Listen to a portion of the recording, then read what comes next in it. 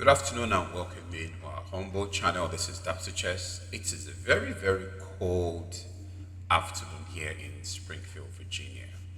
And the Virginia Open came very quietly and then just slid away. And actually, it held from the weekend of January 3rd through the 5th, 2025. That was actually my first chess tournament this year. I think I scored 3 out of 5. Yeah, two draws, two losses, two draws, one loss, and I won the remaining games. Now, one of the games I won was a game I played against a very young kid, also from Virginia here. I think his name is Chang Hanford. I think I played him sometimes ago, sometimes late last year. I was on the white pieces side also, and I played e4 and I won that game. It was a Roy Lopez, like the Shikilman variation, I think. So this time I decided to play knight f3 against him, just to play something different. And this was a very interesting game because even though I had the advantage for a long time, somehow I was just looking for a way to just, to just lose this advantage. Thank God I didn't really lose it. But anyway, let's get right into it. And I think this was in the fourth round of the 57th Virginia Open, which held at the Marriott Hotel in Dulles. Like I said, this was between January 3rd and 5th, 2025. So let us get right into it. The game started with the move knight f3. It plays d5, g3. It plays c5, bishop to g2. Of course, I'm going for my normal KIA setup. Though in some past videos I said I wasn't going to play as much KIA, but sometimes I really just feel like playing it. So bishop g2 is played, knight c6, castles, g6, d3, bishop to g7, knight b d2. Everything is normal here. Black is trying to put pressure on the central squares with the bishop, the pawn, the knight, while he's just trying to organize his pieces. Knight b d2, knight gf3, bishop g2, castles, and then of course e4 is going to come at some point in time. The e4 idea is to fight for the central squares. So bishop g7 was played. After bishop to g7, knight f6, e4. Of course, that's a very normal move in this position. The idea is just to attack the center to get some contact with the black pieces or the black hole in the center. So e4 is played. D4 is, I don't know. I don't think it's not so cool. Just easing the tension in the center, just easily like that. It's always better to keep the tension. You don't want your opponent to know what he or she is trying to do. So I don't think it was the best idea to just close the center right away with the move d4. So at this point I played a4. Yeah, a4 is a very important move in this position. Being reason because the knight is heading to the c4 square and you're trying to discourage black from making the move b5, which forces the knight away from this very beautiful c4 square. So a4 is played here.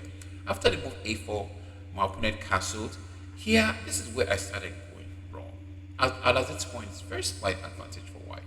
I think there's a reason I played a4, right, to get the knight on c4.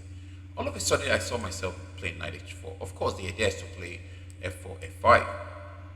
But of course, knight c4 would have been a better move right away, keeping an eye on the e5 square. And also, I can always bring the bishop to f4. I can always bring the bishop to g5. And white is just looking good. So, but in this case, I played knight to h4. And like I said, the idea of the knight to h4 is to play the f4 move and try to engage black with this part of the board.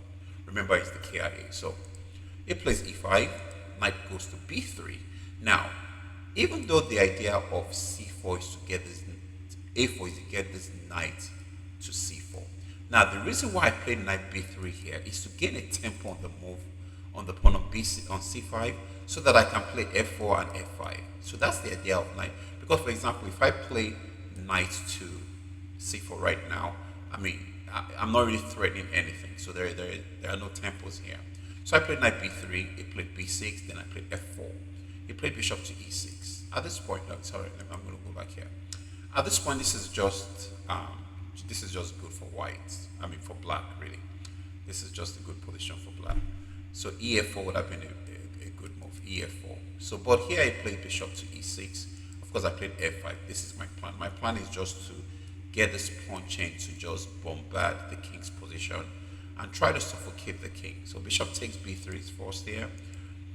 C takes b3, knight to b4 immediately, putting pressure on my d3 pawn. So that means my queen has to hang around this pawn for a very long time. So here, of course, I play queen to e2, not just still defending the pawn, but also trying to get the bishop off the back rank so that my rooks are connected. So after the move queen to e2, it plays queen to e8. Now, the reason I wasn't so sure about that move, because in this position, I cannot, I was thinking about playing g4 and then pawn push, but then my knight is always going to, have some problems. So when it moved the queen to e8 at this point, I just went for the move g4. Like, okay, I'm just going to keep matching my pawns and let me see how this one plays out. So after the move g4, knight to d7. And there's something we also have to always remember. Anytime you want to go for a flank attack, which is what's going on right now, you want to make sure the center is closed. You want to make sure there are no breaks in the center. Because if for some whatever reasons, there could be a break in the center, then white is going to be in some trouble. Or better still, white is going to get distracted from whatever attack he has in mind on the other flank. So g4, knight d7, g5. At this point, the engine said it was +1. White is just in the driver's seat. Of course, white has the pull because he's the one doing the attacking on the king's side. Nothing really going on the queen's side. And of course, the bishop can easily move up. The rooks can join in the party. And there's not a whole lot black can do because these pieces are kind of locked out from trying to defend this king's position from now. So after the move g5, he plays f6. Very important because if you don't play f6, I'm going to play f6 myself. And if I play f6 myself, then this bishop is not going to remain a bishop. So I'm just going to move the knight back to h5, f3, h4, h5, open up and play along the h file. So he played knight d7, g5, f6.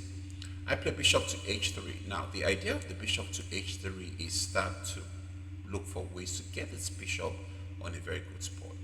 Now apart from that, the immediate threat is take, and take, winning the pawn with tempo.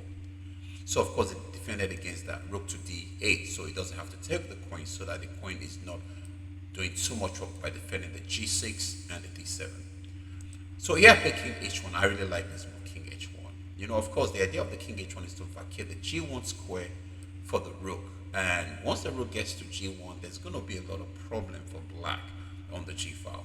So it takes on f6, bishop captures back, and it's interesting, I'm moving the bishop for the first time with tempo. Bishop takes the rook, pawn attacking the rook, bishop to g f6, rook to g1, captures back. Now there's a lot of pressure on g6.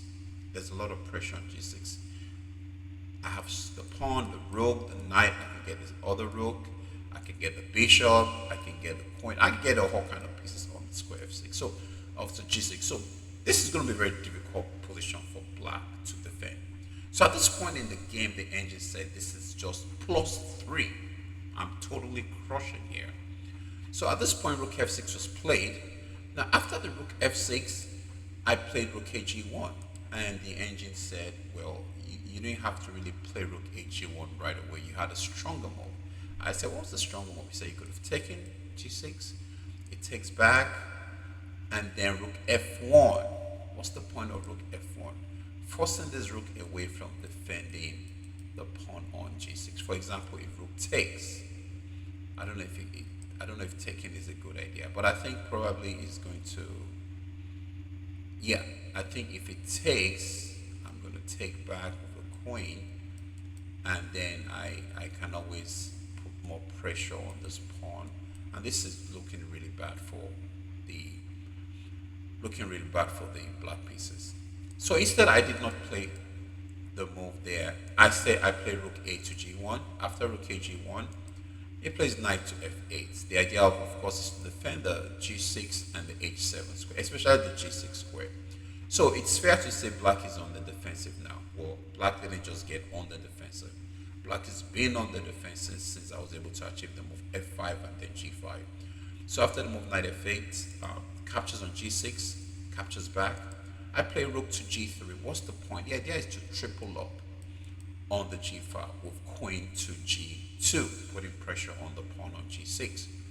So here, it plays king f7. You know, I've always said this in my past videos. If for some reason you make a king move, either it's intentional or unintentional, it's a problem. If you have to move your king because you're forced to move your king, it's a big problem.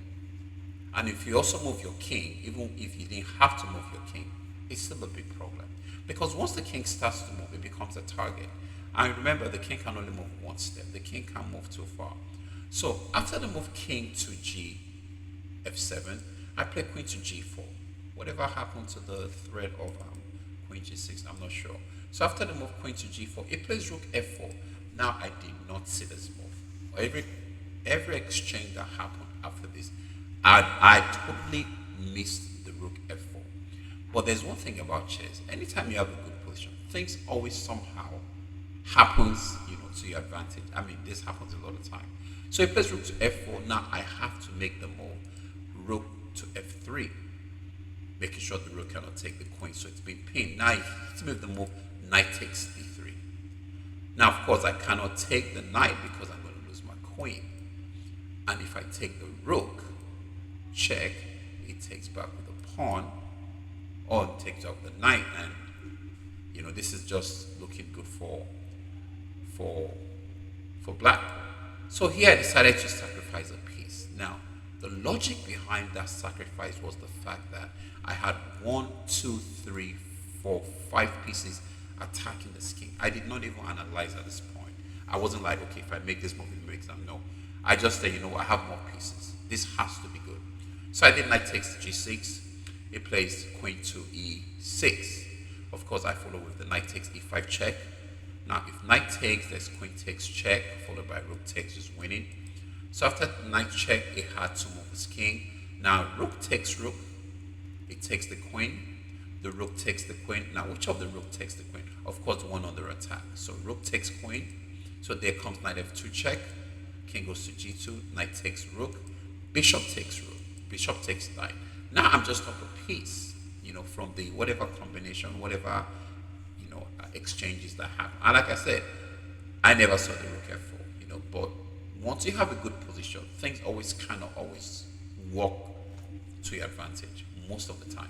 So plays knight f6, of course, take the knight, takes back, knight to d3. Anytime there's a pass pawn, you want to stop that pawn from moving. So knight goes to d3, making sure this pawn cannot advance. It plays rook to h8. Of course, I play king to g3. What's the point? The idea is just to keep moving the pawn forward. So it plays rook to h7, h4. It plays rook f7, trying to come into the position. I said, sorry, not today. I can't let you do that. Knight f4 check. King moves to e3, h5. It plays king, rook to e7. And after the move king to f3, it resigned. And I was able to win this game. Like I said, this was the game I had under control for a long time. But somehow I was just trying so hard to lose this game. So this was the fourth round. The fifth round didn't go so well for me, and I think I just totally misplayed this game. It started from a can position, ended up with a kind of time and off setup, and I really just got crushed by my opponent guy. Anyway, I'll try to bring that game towards as soon as possible. Like I said, it's been a while we've been here. It's nice to be back here, and like I said earlier, my laptop has been giving me a lot of problems. And hopefully I'm able to get another one so that I can have more videos to bring to your way. Okay, that's it for now. Take care. Have a wonderful afternoon, evening, morning, wherever you are. And God bless.